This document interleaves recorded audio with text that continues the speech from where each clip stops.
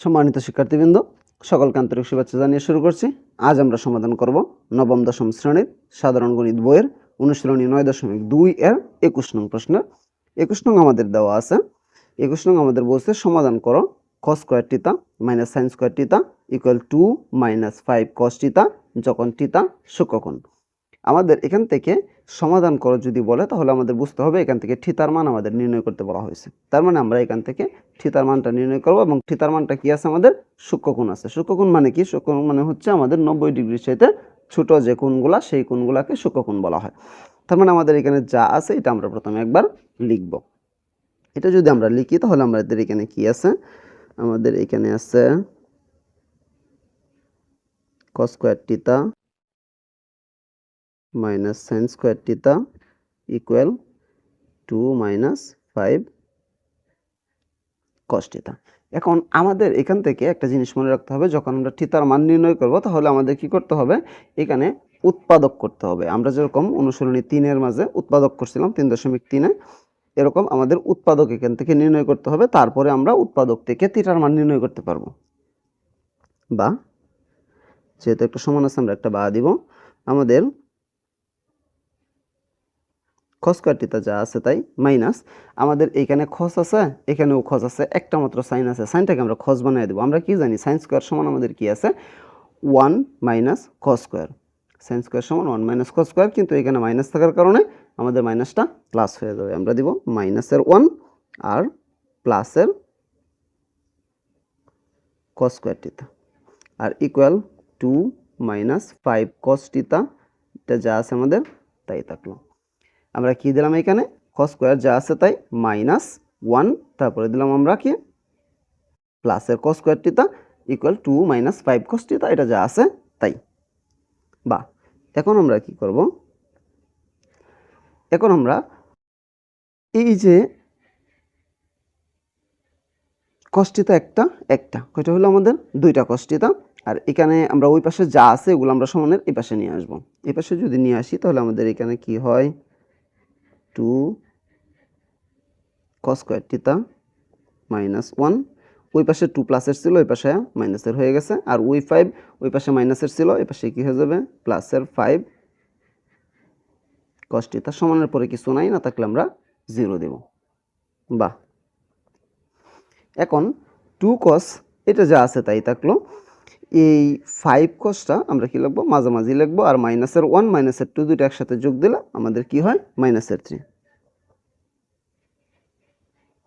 2 cos theta প্লাসের 5 cos theta মাইনাসের 3 equal 0। এখন আমরা এটাকে উৎপাদক করব। উৎপাদক করার জন্য আমাদের এটাকে মিডল ব্রেক করতে হবে, মানে মাঝখানেরটা ভাঙায় দুইটা লিখতে হবে।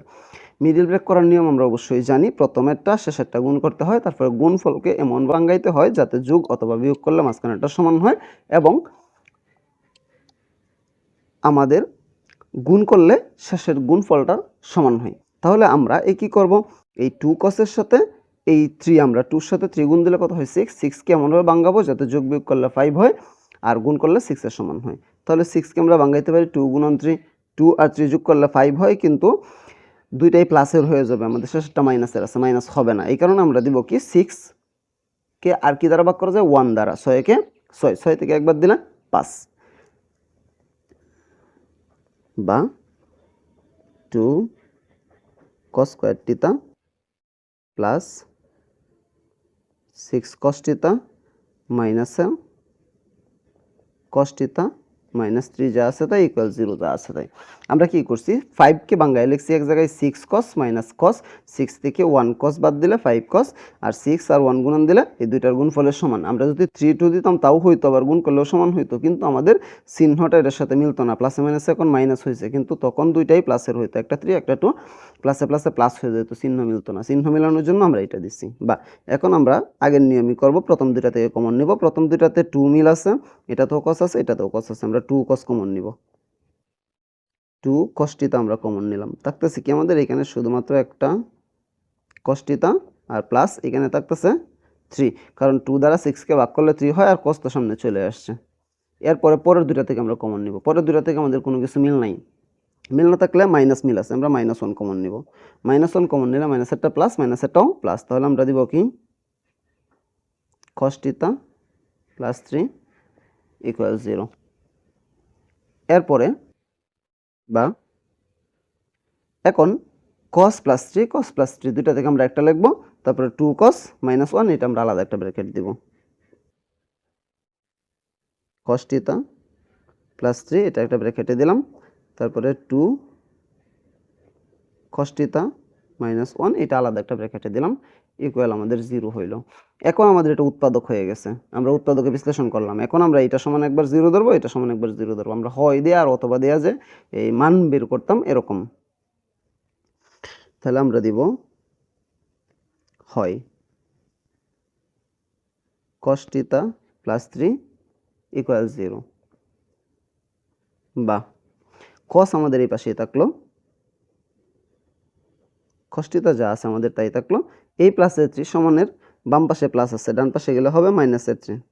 এখন আমাদের এখান থেকে মান জানতে হবে cos θ, তার মানে এখানে cos আমাদের যে মানগুলো আছে cos 0 degree, 30 degree, 45 degree, 60 degree, 90 degree, এই মানগুলোর সাথে 3 আমাদের কোনো জায়গায় আছে কিনা, -3 কোনো মান আছে কিনা।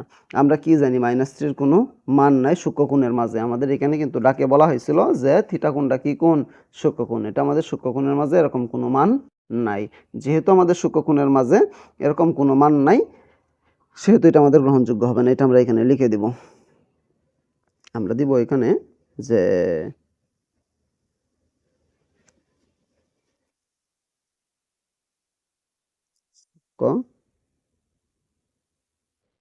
কোণের জন্য cos θ = -3 হতে পারে না, সুতরাং আমাদের কি হবে cos θ = -3 গ্রহণযোগ্য নয়। সুতরাং cos θ = -3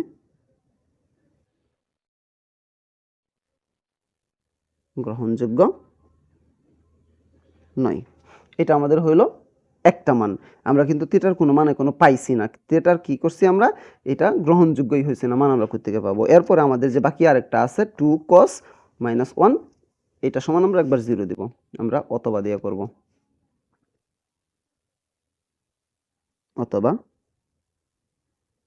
2 cos θ -1 = 0, বা 2 cos θ = এই 1 ওই পাশে চলে যাবে। এখন এই 2 আমাদের cos-এর সাথে গুণ আকারে আছে, সমানের ওই পাশে গেলে কি আকারে হবে, ভাগ আকারে হবে, বা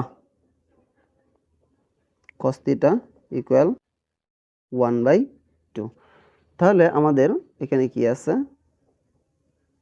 cos θ যা আছে তাই ইকুয়াল cos 1/2 এর মান কত, cos 1/2 এর মান cos 60 ডিগ্রি। তাহলে আমরা দিব কি cos 60 ডিগ্রি, আমরা দিলাম 60 ডিগ্রি। এখন আমরা কি করব, উভয় পাশ থেকে আমরা cos বাদ দিয়ে দেব। উভয় পাশ থেকে যদি আমরা এখানে cos বাদ দেই তাহলে আমাদের কি থাকতেছে, সুতরাং উভয় পাশ থেকে cos বাদ, থিটা সমান আমাদের কত হয়েছে, থিটা সমান আমাদের হইল 60 ডিগ্রি। তাহলে আমাদের নির্ণয় মান কত, থিটা সমান 60 ডিগ্রি। তাহলে আমরা সুতরাং লিখতে পারি, সুতরাং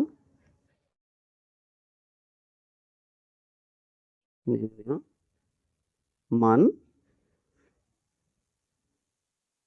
থিটা = 60 ডিগ্রি, এটা হচ্ছে আমাদের आंसर।